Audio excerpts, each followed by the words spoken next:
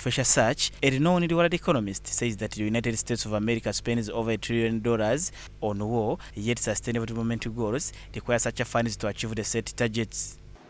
I don't know what's going on in the heads of world leaders, especially in the so-called Western world, but they somehow forgot about talking to each other, diplomacy, and negotiation. Everything is about how can we escalate the armaments. The renowned world economist says there is a need for diplomacy and dialogue in the world.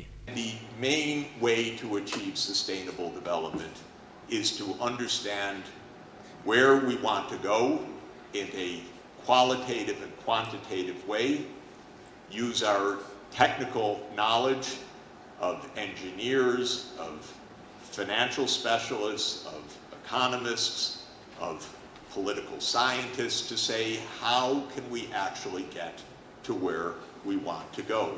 But also not to forget the dialogue, because this is not only a calculation that has to be made in each of the 193 UN member states, each of which is committed to the Sustainable Development Goals in principle, and every country signed up to them. Professor Sachs adds that countries such as China and Japan have developed very fast because they have invested in the education of their citizens and called upon African countries to follow the suit. The most important of all the investments, period, by far quantitatively, not morally, ethically, but quantitatively in contributing to growth, is education. Nothing comes close to the value of education in terms of raising GDP per capita. So China made sure that every child was in school, and starting from just a few years of schooling, China reached an average school completion of at least 10 years for the entire population, but for younger children now 12 to 14 years on average.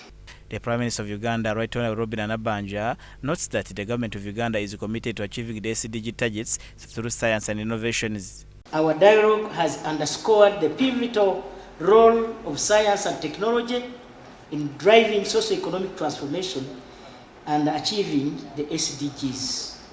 Uganda is poised to harness the power of research. Fair Majezi, the Minister for Local Government, says that the Ugandan government crafted the PDM rhyming well in the SDGs. How does this PDM tie into the Sustainable Development Goals? We have 7 pillars under the PDM, and that's why I wanted to say, don't just focus on the money. We are looking at the parish, Muruka, where you come from. We want a holistic development of that parish. Uganda's progress on the SDGs show that 26% of SDG targets are on track. 54% of targets are showing limited progress, and about 20 of the SDG targets are being reversed.